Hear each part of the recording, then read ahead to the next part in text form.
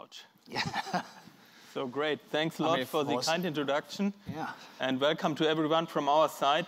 We were very fortunate to have many very good presentations or abstracts being submitted. And that's what made us able, together with all the colleagues from the program committee, to put up this nice program. So it's not our kind of benefit, it's the benefit of all of you that you submitted excellent abstracts, what we believe, and that's making up a very good program.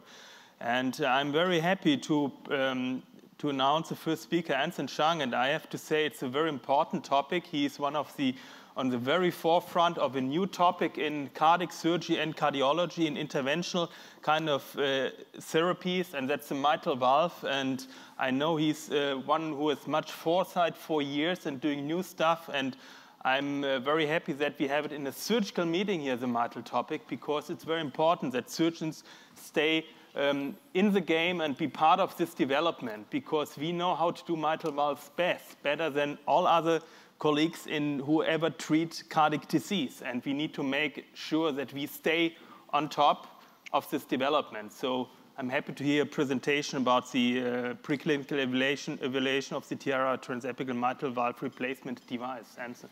Thank you. Good morning, Chairman, and thank you for the Society for us to share the work that we've done. So this is my disclosures.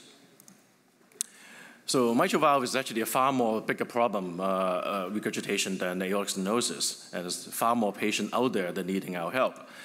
There is actually estimated only about half of the patients that we actually seen that actually being referred for surgical candidacy. Actually, only 2% of them actually receive the mitral valve repair or replacement. Now, the mitral valve is far more difficult to treat than aortic stenosis for regurgitation. The anatomy of the mitral valve is anatomically D-shaped, not a circle, not oval-shaped. It has much more complex subvalvular apparatus, as you all know. The other thing is that the LVOT is very close, and the aortic valve is very close to the mitral valve. And also the compressivity the proximity of the circumflex artery and the conduction system could also be affected by placing a valve in that area. So the Tiara valve is developed from the ground up to actually match the anatomy of the mitral valve. So it's D-shaped, self-expanding lighter technology with bovine pericardium, 3 leaflets, with a full atrial skirt. In addition, the ventricular portion had a posterior tap and 2 anterior taps. Those taps will fixate the valve onto the fibrous trigon, and also the posterior shelf of the mitral annulus to stabilize the valve. So it does not rely on the leaflet or cordi itself for fixation. So this valve is mated to a 32 French sheathless transapical system with a turn-knob mechanism for deployment. So we've done extensive work on this valve on the bench, and also done over 150 animals in the initial porcine animal in pigs for acute study, and in a sheep model for the chronic studies. So over 150 animals. And we have sacrificed those animals at 30 days, 60, 90, and 120, and 150 days. And we actually have 12 animals that reaches 150 days. And during that time that we do periodic echocardiogram, invasive pressure monitoring to make sure to measure the LVEDP, LVOT gradient. We do an LV gram and also aortogram to make sure there's no aortic regurgitation. In addition, we done the cadaver implant in 24 the human cadaver with history of mitral regurgitation and dilated cardiomyopathy. So this is just the ovine implant. Of course, you know, we do it through a sternotomy for this, and the angle is often opposite to what we see in human. So it has to be going from the straight up from the top, or from the more from the right side of the animal.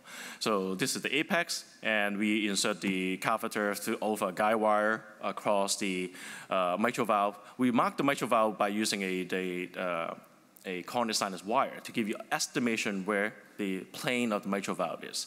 Of course, in human, that we have done CT planning for that. And then we do deployment of the atrial skirt. Once the atrial skirt is fully deployed and under echocardiogram, confirm the orientation to the native mitral valve, we pull the valve down, gentle traction to the apex, and then finally deployment of the ventricular portion. So this is the Pos in the animal, the Pos implant LV Gram showing no mitral regurgitation at all. And you can see the flat surface of the device sit at the LVOT, not causing any LVOT obstruction. So this is an echocardiogram at 150 days in a sheep that's showing there's absolutely no perivalvular leak and a functional mitral valve. So this is the 3D of the same animal showing that the oriented cell, this is the mitral prosthesis, aortic valve in the bottom. You can see that there is a wide open aortic valve, not causing any LVOT obstruction again. And also on 3D, it's showing no leak. So this is the explant at 6 months on the ventricular portion of the device. It's showing full endothelialization of the device. And again, orientate yourself, this is the aortic valve. And this is the anterior leaflet, get completely captured into the device. And the taps are right here. And then another tap, anterior tap, and posterior tap is behind here that you can really see. So this is the atrial portion of the device and showing that good ingrowth into the left atrium. And this is the initial version of the valve that does not have cuffering, complete cuffering of the atrial skirt, and it's been now the new version had a full cuffering and to actually help with preventing perivalvular leak. This is a cadaver implant and from the atrial view. Again, showing this the valve well seated into the atrium of the human heart, and this is showing the ventricular portion, showing the two anterior tap that actually fire and fixate the valve onto the fibrous trigon anteriorly, and again capturing the anterior leaflet. So we have actually done the 2 human cases. Both cases are being discussed fully by the heart team, the mitral valve team, that we have offered the potential for both patients with heart failure, severe heart failure from the heart failure team and transplant team for assessment for either for mitral clip or other mitral surgery or technology. These 2 patients were deemed too high risk, actually non-surgical by the team, and we used a Canadian Special Access Compassionate Grant to get through the administration. In addition, the first-in-man informed consents were obtained from both patients. So those 2 patients, I can show you briefly the data. The first patient is a very ill patient, 73-year-old guy with ischemic cardiomyopathy with EF of 15%, with a very high pulmonary pressure on dialysis. And also had pulmonary fibrosis with very poor DLCO of 35% predicted and FEV1 of 1 liter. He was fully treated medically and also has CRT, and he was actually in palliative care with a STS scores for mitral valve replacement of 47.7% for mortality and Euro score 2 of 24.7. Second patient, a bit more robust, 61-year-old lady with ischemic cardiomyopathy with EF of 25%. Again, very high PA pressure, multiple admissions for heart failure, have some cirrhosis, mild to moderate renal insufficiency. And she's not a candidate for CRT, but on full medical treatment with much lower SES scores, mostly because of the age. So this is the first patient. Again, despite this said is 15–20% EF. I think you probably in your eye is a bit worse than that. Torrential mitral regurgitation centrally and a very poor coaptation surface. And the team thought that is not really a very good candidate for mitral clip. So this is the first human implant that we did in January. We can I'll just go back for the second, if I could. So we show that, sorry.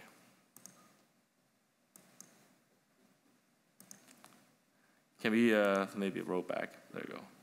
Great, thank you. So you can see the full D shape of the prosthesis once the atrial skirt is open. You can actually use 3D echo to slowly, take your time. Patient is usually very hemodynamic stable because you're not obstructing the mitral valve. You can rotate the valve to the anterior surface of the mitral valve. In addition, make sure that you are just proceed to the aortic valve up here. We'll let it run. So you can see, this is, can you go back to, this missing a whole bunch of things in the middle. There we go. Let's try that again.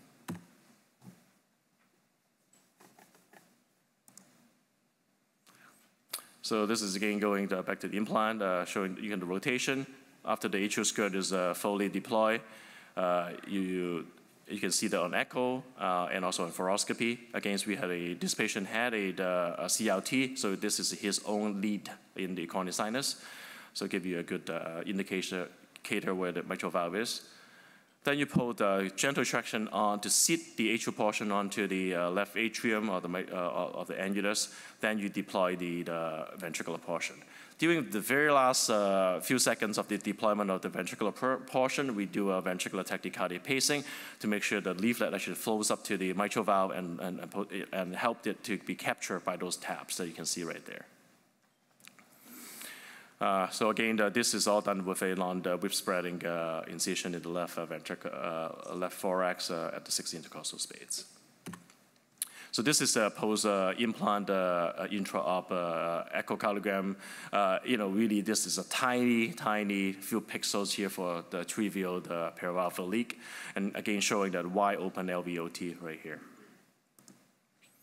3D echo showing the same, aortic valve above, the device, Tiara device right here, sitting oriented perfectly at the LVOT and the anterior surface of the mitral valve.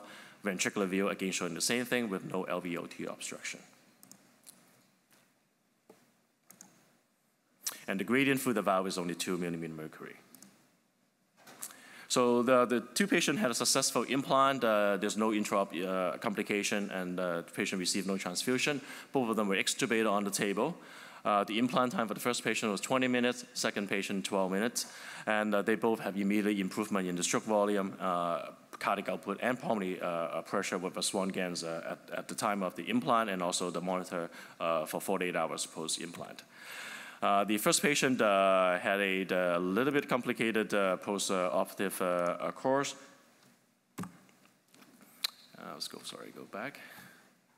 On the day of discharge, and he was on dialysis, and we probably drive him up too much, and he had low cardiac output and then had arrest. And then unfortunately, he was reintubated and contracted pneumonia and sepsis. Surprisingly, he recovered from all that despite his frailty, and then actually discharged from hospital 5.5 weeks post. Unfortunately, we admitted for recurrent heart failure 3 weeks after the discharge. Again, we did echo. Hopefully it didn't. Okay. So again, the EF is worse with no mitral regurgitation, no gradient across the valve, and then we have a long discussion with the family. He decided he didn't want dialysis anymore, and we transferred him to palliative care and for comfort care, and then he eventually passed away day 69 with a functioning valve. Second patient, that sort of more robust patient, did very well.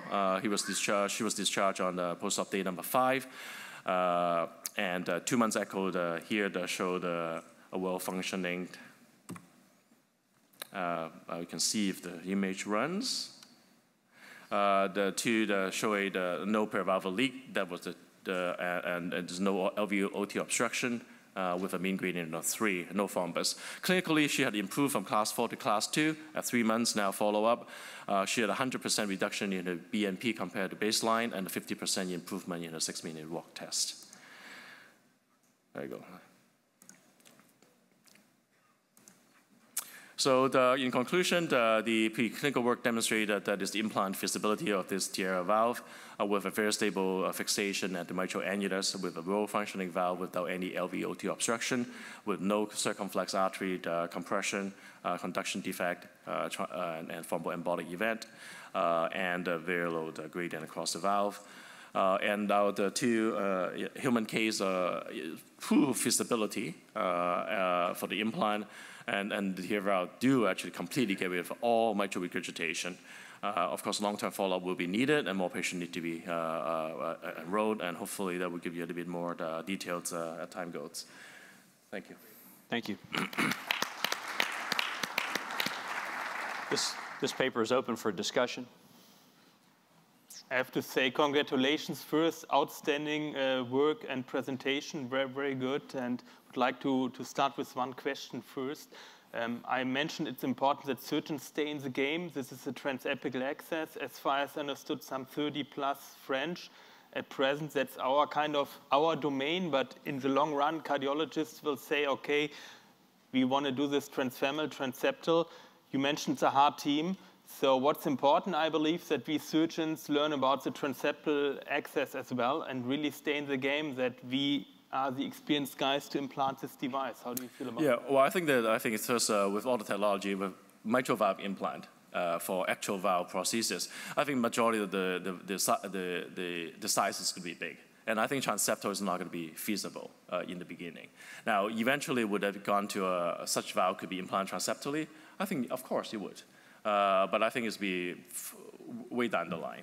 But still, though, I think that the surgeons in the room need to start learning transeptal in that preparation for the next 2 years, right, Tommy? I mean, I think that's what we're all saying. I think that, absolutely. I think we've been talking about this with the TAVI for a long time. That of course you need to maintain to gain wire skills to stay in the game of the heart team and try to own the technology. Of course, a lot of during political, administrative reason that a lot of the battles in the TAVI already lost. But I think this is an opportunity for us to stay in the game for the mitral. And no better person than us to actually fully know what the mitral pathology is, the anatomy of the mitral valve, and we are the best persons actually to implant this. You're absolutely right. Introduce yourself, Paul. You want to start it off? Gunneman, Utrecht. Congratulations with this new approach. We know this bovine pericardium is very well accepted as a substitute for the native valve leaflet. However, I have some questions about your preclinical work. I noticed in the slide that I saw some vegetations in the commissures, and I have some questions related to that. So you have a follow-up of 5 months, which is relatively short for this type of studies. So did you use anticoagulation in this animal, and what did the histology actually show you on the leaflets? And the other thing is, how was the leaflet motion eventually affected by the on-growth of tissue on the leaflets? Okay, so to answer, we have 12 animals that reaches 150 days. And at the explant, majority, unfortunately, with the animals that they all get endocarditis of some sort, despite trying to get everything clean. So those are vegetations on the valve. Did it affect the performance of the valve? No. So none of those valves have any transvalvular leak, nor paravalvular leak, nor there's any gradient across that valve. So the gradient is in general about between 2 to 3 millimeter mercury on echo and also in invasive measurement. But did you use anticoagulation in this? Yes, those animals receive a subcutaneous heparin injection during that time. But in sheep, you don't really know how much anticoagulation they get. No, but it's not effective. Coumarin won't work in sheep as well. So actually, you're looking sort of a naked valve leaflet without anticoagulation. That's right. So there's no thrombus at all finding any of the 150 animals that we've done. And in human, that we actually anticoagulated out the patients with Coumadin and aspirin. Since both patients actually are already on atrial fibrillation, they have indication for it. And I think with such a large prosthesis, and also the recommendation for any mitral valve replacement to anticoagulate them initially, and that's what we did. So actually, you can conclude that your preclinical study just shows you can do it with a valve in this position, and you didn't study any biocompatibility of the whole system. Is that the conclusion then? Well, on the bench we did, but not if you're talking about what kind of biocompatibility you're talking? Yeah, safety on the formation of thrombi, etc. In this with this valve concept. So actually the leaflet, well, the company that actually manufactured invented this valve actually is the company that supplied those pericardial leaflet and actually make valve for other TAVI company. So guys, let's move on. Let's move on to the next, because we have 4 questions and we're limited with time. Thanks, Paul. Manny, one quick question for each of the 3 people standing, okay? So here's the annular fixation and subannular fixation.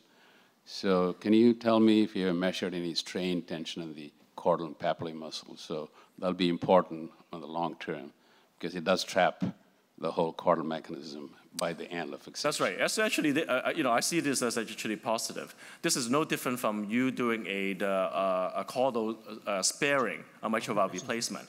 So actually, that helps to maintain the geometry of the left ventricle. I think it's actually might promote reverse remodeling, and I think it's a positive. And the other thing that's very important is that it captured the anterior leaflet, so it prevented from getting SAM. getting into the LVOT, not getting obstruction. So I would think that prosthesis out there that does not do that might have a problem.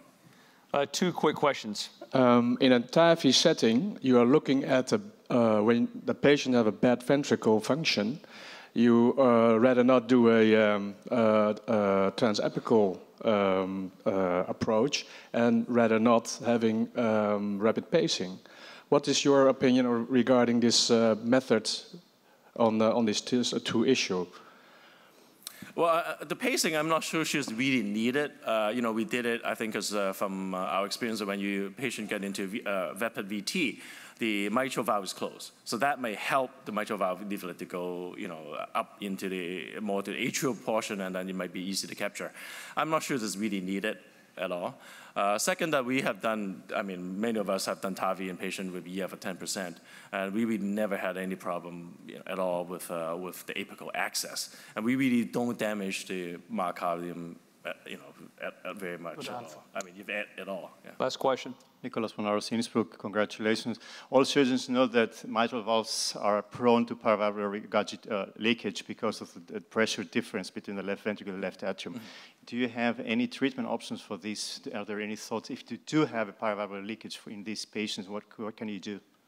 Well, so far we don't have any, and also from our animal study, we don't see it. I think the key is actually, to try to match if you have a perfect rotation and with the right size valve to put in patient, we don't see that. And this particular valve have few things that actually prevent paravalvular leak. The full atrial skirt, the capturing the leaflet actually push it up and actually seal off some of the area that for potential leak. And in addition, it had a radial force to go out and actually seal off the whole area.